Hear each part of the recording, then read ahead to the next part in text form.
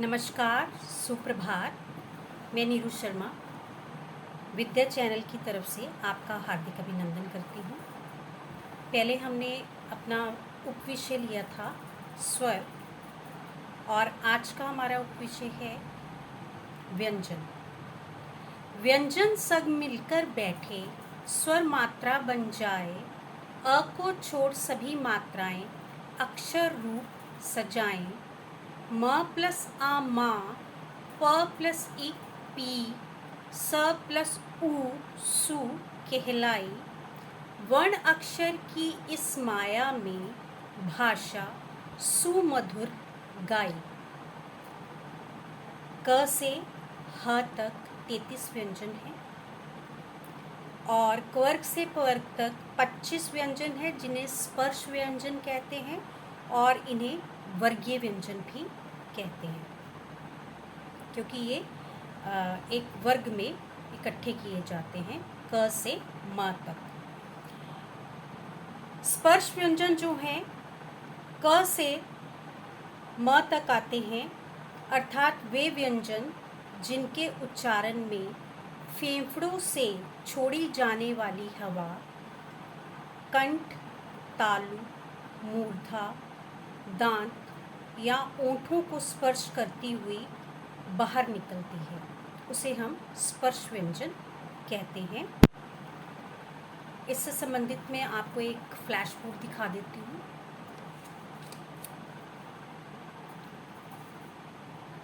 आपको दिखाई दे रहा होगा, इसे आप नोट भी कर सकते हैं।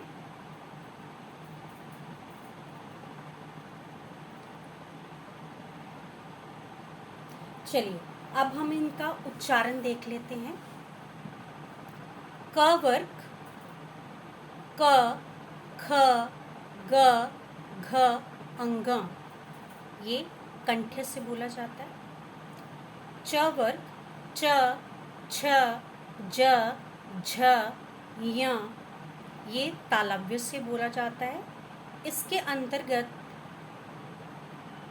अड़ और अढ़ आते हैं, जिन्हें हम उत्क्षिप्त व्यंजन भी कहते हैं और द्विगुण व्यंजन भी कहते हैं। इससे संबंधित शब्द देख लेते हैं, जैसे पेड़, सड़क, लड़ना, पहाड़। और अढ़ से है गूढ़, बाढ़, पढ़ना, गढ़ना, कढ़ाई। इस तरह से ये शब्द इसके अंतर्गत आ जाते हैं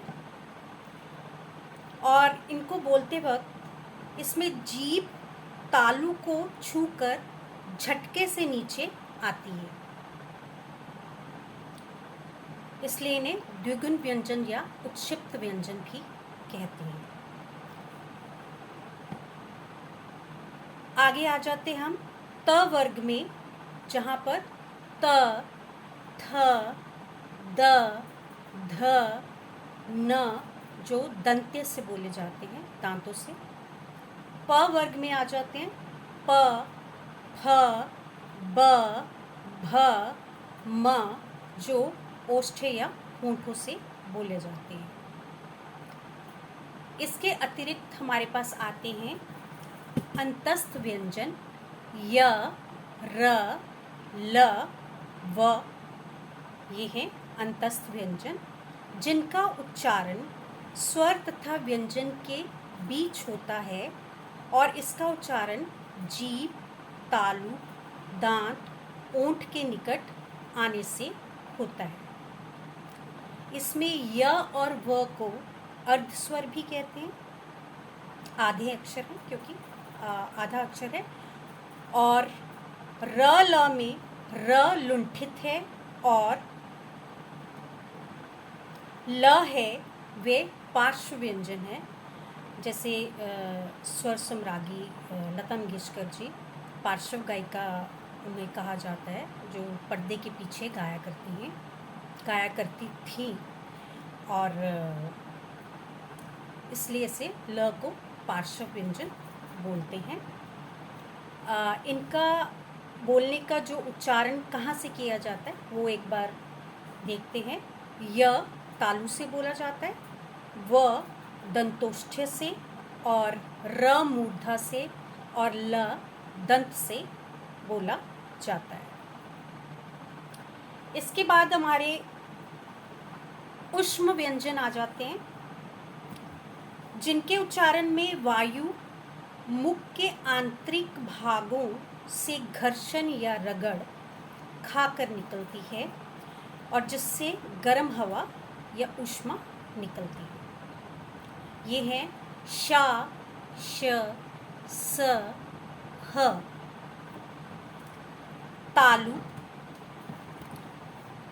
से श बोला जाता है, मूर्धा से श, दंत से स और कंठ से ह बोला जाता है। इस तरह से इन्हें ऊष्म व्यंजन कहते हैं। फिर उसके बाद हमारे पास आ जाते हैं संयुक्त व्यंजन, या दो व्यंजनों के संयोग से जो वर्ण बनते हैं या अक्षर बनते हैं, वे हैं क्ष, त्र, ज्ञ, श्र। जब दो व्यंजनों को मिलाकर नया व्यंजन बनाया जाता है, इनमें पहला व्यंजन हमेशा स्वर रहित यानी आधा और दूसरा व्यंजन स्वर सहित पूरा होता है। इसके अंतर्गत हम देख लेते हैं कि क्ष कैसे बनता है। आधा क और श षटकोण वाला, फिर त्र है त, आधा त प्लस र यानी पूरा र, त्र। ज्ञ बनता है ज प्लस य, ज आधा रहेगा। फिर है श्र, जिसमें श आधा, शा आधा प्लस र पूरा। इस तरह से क्ष, त्र, ज्ञ और श्र संयुक्त व्यंजन कहलाते हैं। इसमें मैं एक प्रश्न जो है वो क्लियर करना चाहती हूँ, जिसमें कई बार पूछा जाता है द्वित्व व्यंजन और संयुक्त व्यंजन में क्या अंतर है। द्वित्व व्यंजन समान होते हैं और संयुक्त व्यंजन जो असमान होते हैं। इनको उदाहरण के माध्यम से समझ लेते हैं एक बार।